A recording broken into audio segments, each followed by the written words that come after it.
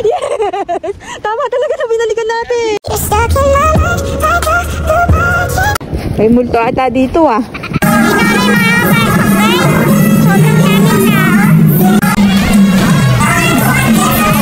Kapag importante at mahal mo, balikan mo. Ayaw, di ma. Guys, bumalik kami dito sa Dankalan kasi kahapon nag-food trip kami dito ni Madam after namin sa Bulusan Lake. Ngayon, kanina lang namin na-notice na wala yung eyeglass ko. So, kaya kami bumalik ngayon. Nagbabaka sakali na sa pagtalon-talon ko kahapon nahulog siya. Pero sana talaga mahanap ko siya kasi ano na yun eh, turning 7 years na sa akin. So talagang ano na siya, may sentimental value na siya sa akin. Sana umano lang sa mga buhangin. Ah! Yes! Tama talaga na binalikan natin. Thank you! Guys, ito yun. As in, alam talagang ano eh, parang alam mo yung puso ko, alam ko makikita ko. Kasi yung pagtalon-talon ko. Pero kung doon yun ha? Kung doon nahulog yung nilaban ko yung ano? Oh, wala na yun. Oo, yung kasi maano, medyas. ng ano yun eh. Kasi guys, dito ako nagtalon-talon. Tapos, ano yun eh, nandito sa may leeg ko. Tapos, yun na nga. Siguro sa pagtalon ko, napasama siya. Tapos, syempre, hindi ko mararamdaman pag, ano, kapag yung tumilapon. Ayan, si Madam ang unang nakakita. Talagang ano siya, guys. Ano yan? Una mo nakita siya? Ha? Na nakaganon? Kasi di ba parang, hindi. Una ko talagang nilapitan kasi. Kakaiba na siya? Ka-feeling ko mo yun na? Yun na, kasi ano, para siyang, yung ano talaga paba. Oo. Kasi dito lang ako, oh. Yan, naglakad-lakad ako. Tapos tumatakbo-takbo ako ng konti. Tapos, dito.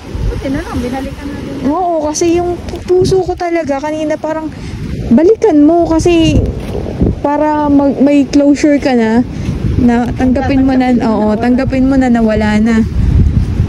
Lang namin guys na ano, basta kahit masira na yung ano, yung lens niya kasi oo, ano naman yan, replaceable naman yan eh. Ang importante sa akin dito itong frame talaga kasi medyo pricey ito. Worth it yung worth it yung pagbalik namin. Malayo, kahit malayo. Kasi dapat pupunta na kami ng Save More ngayon, rekta na kami. Tapos, ayan. So, maraming salamat sa staff kay Madam Buena sa pakipag-coordinate sa amin. At least, nalaman namin na walang nakita kahapon. So, nag-decide kami ni Madam na tawag dito, nabalikan namin. So, ayan, nakita namin sa wakas. Thank you, Lord. Iingatan ko na talaga siya, promise. At pag may mga ganyan ako, mga talon-talon na ano, di ko na talaga siya... Alay, susi! Dito ako dumaan. Ano ba ito, guys? Susi naman ng sasakyan ng nawawala. Ay, ano ba ito? Nahulog doon? Pero hindi eh. Saan ba ako dumaan? Ayun o. Pusit. Ay, naku po. Diyos ko po, Rode. Ay! Oh, ano nangyayari, guys? Yun nga. Ngayon, successful na. Ano ba ito? Papunta na kami ng Save More dahil today is the grand opening of new branch of Save More in Bulan. So, ayan. Salamat ulit, Ma'am Buena. At tsaka, hindi na kami dito, entrance.